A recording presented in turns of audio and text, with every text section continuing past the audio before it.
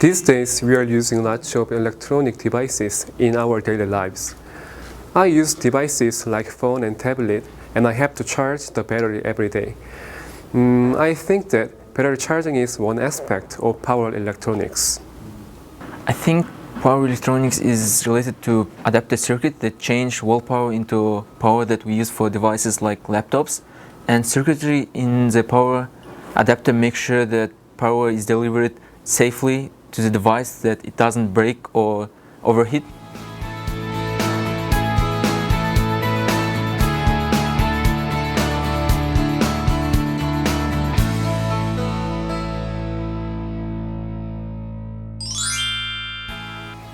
So what is power electronics?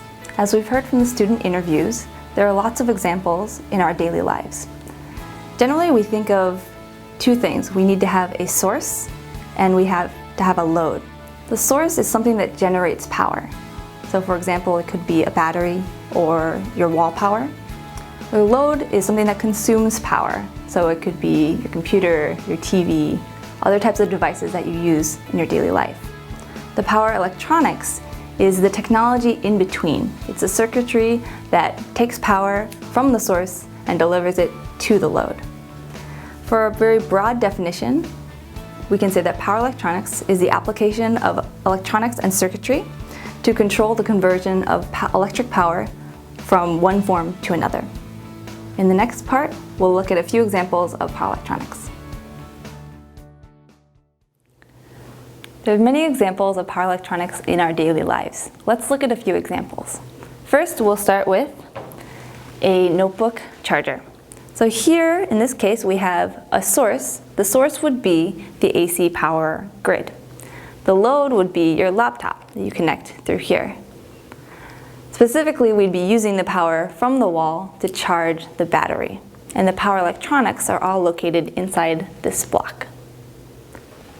Let's look at another example. Here we have a portable battery pack, and usually you have to charge this up first. So when we're charging this battery, the source is USB power, maybe from your computer, and the load is the battery pack.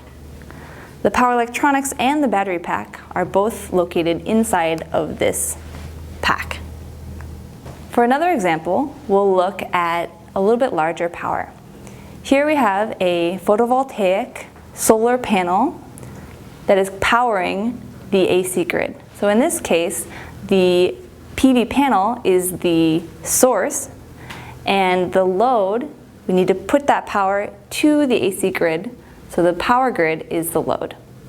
And we have the power electronics in between them to transfer the power from the PV panel to the power grid. The last example is a wind turbine. So this is a larger power example. Here we're taking wind power and changing that power through a motor into electrical power. As the motors spin, we generate power. We want to send that power to the power grid, the electric grid. So our electric grid is our load and our source is the turbine. The power electronics is located within the turbine to connect and allow power to flow from the wind turbine to the AC power grid.